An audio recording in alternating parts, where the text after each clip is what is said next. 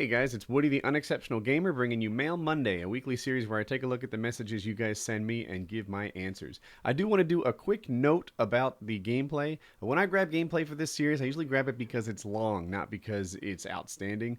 This video is not about the gameplay, but we're playing against an organized team. They do not suck, therefore my kill death ratio will not be 10 or something outrageous like that. But I hope that you can enjoy the gameplay and enjoy the video, so let's get this started.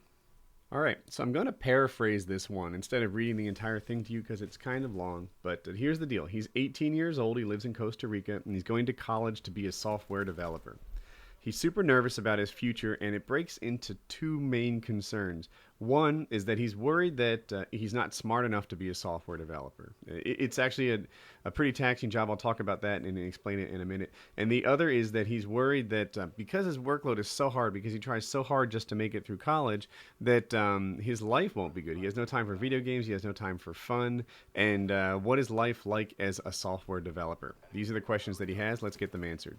So the first part I'm going to tackle is this issue of whether or not he's smart enough. So some degrees, almost everybody could get. There are other ones, though, that take a certain amount of cognitive horsepower that make it easy for you to doubt whether or not you're that guy. And I want to let you know, I went through that too. There were times when I was in school where I really wondered, like, man, these other guys seem to be getting it faster than me. Am I smart enough to do this job? And then there were times professionally where it was like, wow, I just inherited this other guy's code and I can hardly even figure it out. How did he ever write this thing? And after a while, after 30, 40, 50, 100 times of figuring it out, you get to start to think, you know what? I figured this out 50 times before. I'll figure it out again. Whatever challenge I've run into in the past, my track record speaks for itself. I'm going to be okay. And I think that you'll be the same way. To doubt whether or not you're smart enough to go through with your CS major is normal. Like, I think everybody goes through that. And it's not going to end when you get your first job. I think you're going to get your first job and you're going to have these same doubts. But that's part of the deal with a lot of these. You walk into this thing and you're dealing with other people who've been doing this for a long time. That's just what it's going to be like. But I think that's what it's going to be like for a lot of jobs. I think that if you were some other kind of engineer or doctor or whatever, then you would find yourself surrounded with more experience, with smart people and guys who were smarter than you and dumber than you, and you would sit there and worry about your ranking. But you'll be okay. Don't quit because you're finding it hard. Let them fail you. You'll be all right. The other part of this is what's the life of a software developer like? And in my honest experience, it comes in waves. There are times when I've worked till 2 a.m., even the occasional 4 a.m. nights. There are times when I put in these really big hours. And then there are other times where things aren't so bad. Like I'm looking at Call of Duty right now. I bet that as we were approaching their gold date, whatever that date was where they had to stop coding and start printing DVDs or Blu-rays or whatever, I bet that as they led up to there, they were working insane hours. QA was finding stuff. They were squashing bugs. Go, go, go, go, go. And, even after that, even after their gold date, they probably continue to work crazy hours as they develop their first patch that people would get, the day they bought their game.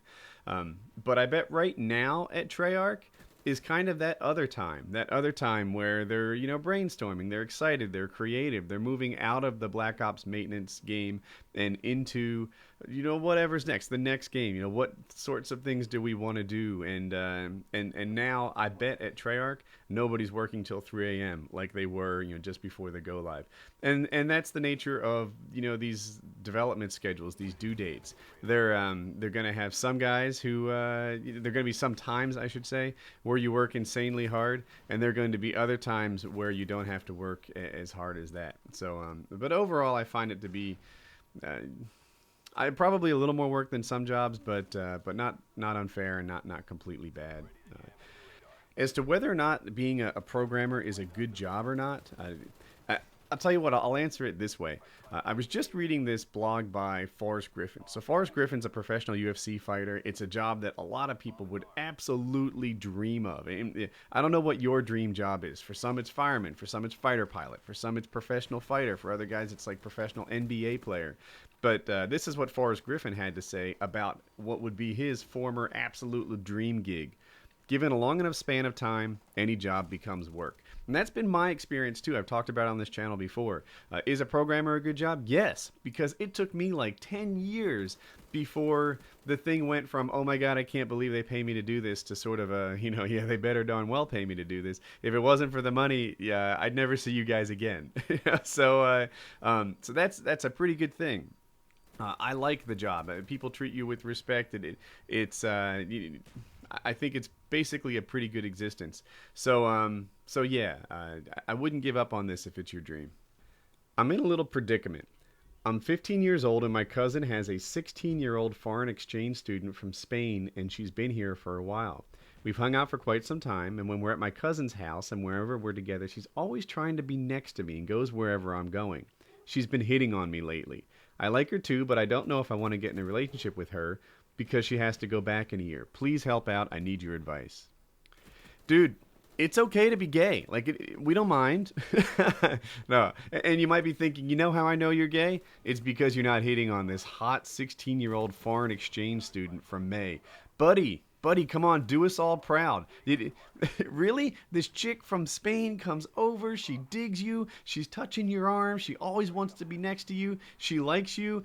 You appear to think that she's good, and you're wondering if the heartbreak will be too bad 1 year from now to start dating her. Baby, go for it. Make us all proud. Get some. Kiss her. Tell us how it went, and and have a good day.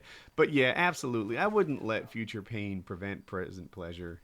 Just go get some, man. And in these matters of the heart, who knows? Who even knows if you'll be dating for a year? Or maybe a year from now, the new will wear off and the old will shine through, and it will be a reasonable thing. Or maybe this will be your soulmate, and you'll be pining for her, and coming out of high school, you'll move to Europe and start the adventure of a lifetime. I don't know. I do know that it's not such a bad idea to follow your heart, and I'm on your side. I hope it works out awesome. Woody, I postponed writing this long enough. I'm a 24... Oh, by the way, a really interesting start to this kind of letter. I'm a 24-year-old guy and recently moved away from my family and friends from Ohio. When I got out of high school, I decided to skip college for some reason. Now at this point in my life where I'm making enough money to support myself, but in no way enough to support a family. The problem with this is that I'm 24 and a lot of my friends are getting married, having kids, etc. And I feel like I'm the only one not doing so. I guess my question is, what should I do? What should I do with school, job, etc.? I know this is a basic question, but I feel stuck. Thanks, Woody. So this is a really neat question. What happened is this guy is 24 years old, and he's kind of figured out that his life trajectory isn't what he wants it to be. He sort of looks at where he's headed and where he'll be. He's 24 at 34.